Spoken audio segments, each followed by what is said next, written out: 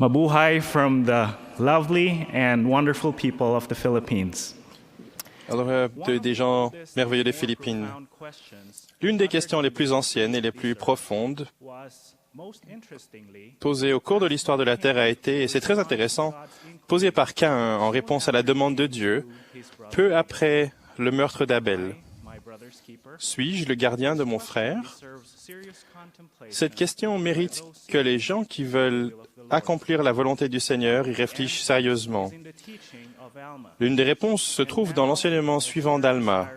Et maintenant, puisque vous désirez entrer dans la bergerie de Dieu et être appelés son peuple, et être disposés à porter les fardeaux les uns des autres, afin qu'ils soient légers, oui, et être disposés à pleurer avec ceux qui pleurent, oui, et à consoler ceux qui ont besoin de consolation.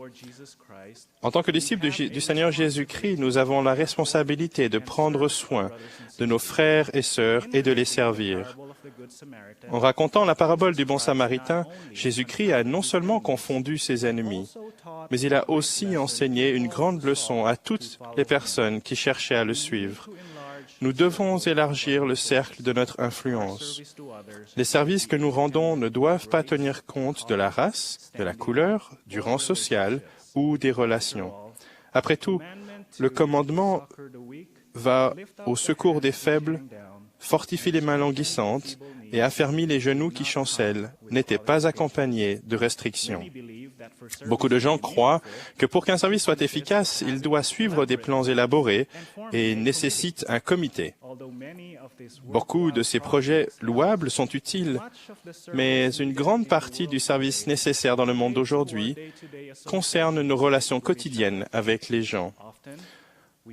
Nous trouvons souvent ces occasions dans les limites de notre foyer, de notre quartier et de notre paroisse. Le conseil suivant, donné par le trompeur Screwtape à son neveu Wormwood dans Tactique du diable de C.S. Lewis, décrit une maladie courante touchant beaucoup de nous aujourd'hui. Citation. « Tu peux faire ce que tu veux, il y aura toujours un mélange de bienveillance et de malveillance dans l'âme de ton protégé. L'essentiel est de diriger toute sa malveillance contre ses voisins les plus proches, ceux qu'il rencontre chaque jour, et de l'amener à montrer de la bienveillance aux gens qui vivent à l'autre bout du monde et qu'il ne connaît guère. Sa malveillance en sera d'autant plus réelle, et sa bienveillance d'autant plus illusoire. » Fin de citation. Les paroles d'un cantique bien connu prescrivent le remède parfait. Ai-je fait du bien dans ce monde aujourd'hui? Ai-je bien assisté mon prochain? Ai-je rendu joyeux un ami malheureux? Sinon, j'ai vécu en vain. Ne rêve plus, éveille-toi, pour gagner ta couronne en haut. Le devoir est le bonheur, si l'amour dans nos cœurs nous rapproche du ciel là-haut. Voici des événements dont j'ai eu la bénédiction d'être témoin et qui m'ont appris comment des actes simples de service peuvent nous aider, nous et ceux qui nous est permis d'influencer. Notre Père céleste met des personnes aimantes à des croisées de chemin importantes de notre vie pour nous aider afin que nous ne soyons pas laissés à tâtonner dans l'obscurité. Ces hommes et ces femmes aident par leur exemple, leur patience et leur amour. C'est ce que j'ai pu constater.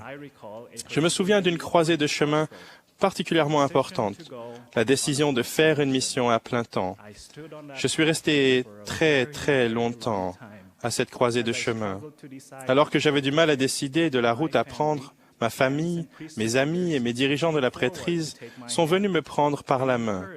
Ils m'ont encouragé, poussé, et ont fait d'innombrables prières pour moi. Ma sœur, qui était en mission à plein temps, m'a écrit régulièrement et n'a jamais abandonné. Aujourd'hui encore, je suis porté sur les épaules de femmes et d'hommes bons. Je présume que nous le sommes tous. À un degré ou à un autre, nous dépendons tous les uns des autres pour réussir à retourner dans notre foyer céleste. Faire connaître l'Évangile est l'une des manières les plus enrichissantes de rendre service aux gens qui ne sont pas de notre religion. Je me souviens d'une expérience de mon enfance, alors que, avec quelqu'un que j'appellerais simplement l'oncle Fred. Quand j'avais 6 ans, l'oncle Fred était mon pire cauchemar. C'était notre voisin et il était toujours saoul.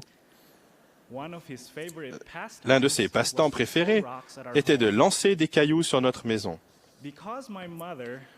Comme ma mère était très bonne cuisinière, les adultes seuls de notre petite branche venaient souvent chez nous. Un jour, que l'oncle Fred était sobre, ses membres ont parlé avec lui et l'ont invité à venir chez nous. J'en étais terrifié. Il n'était plus à l'extérieur de la maison, mais à l'intérieur. Cela est arrivé plusieurs fois, plusieurs autres fois, jusqu'au jour où ils ont réussi à le convaincre d'écouter les missionnaires. Il a accepté l'Évangile et s'est fait baptiser. Il a fait une mission à plein temps, a été relevé honorablement, il a fait des études et s'est marié au temple. Il est maintenant un mari, un père et un dirigeant de la prêtrise juste. Voyant l'oncle Fred aujourd'hui, on aurait du mal à croire qu'il ait pu être un jour le cauchemar d'un garçon de 6 ans. Puissions-nous toujours reconnaître les occasions de faire connaître l'Évangile. Ma mère était un grand exemple pour ce qui est d'aider les gens en leur donnant un coup de pouce. Elle nous a enseigné de nombreuses leçons importantes. Celle qui a eu l'effet le plus durable sur moi était son désir d'aider tous les gens dans le besoin qui venaient chez nous.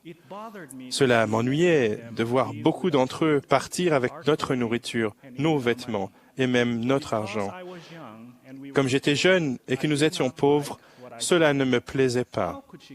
Comment pouvait-elle donner alors que notre famille n'avait même pas assez? Était-ce mal de s'occuper d'abord de nos besoins?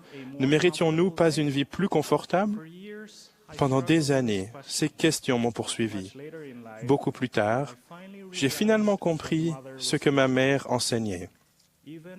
Même en proie aux effets d'une maladie invalidante, elle ne pouvait pas s'arrêter de donner aux gens dans le besoin.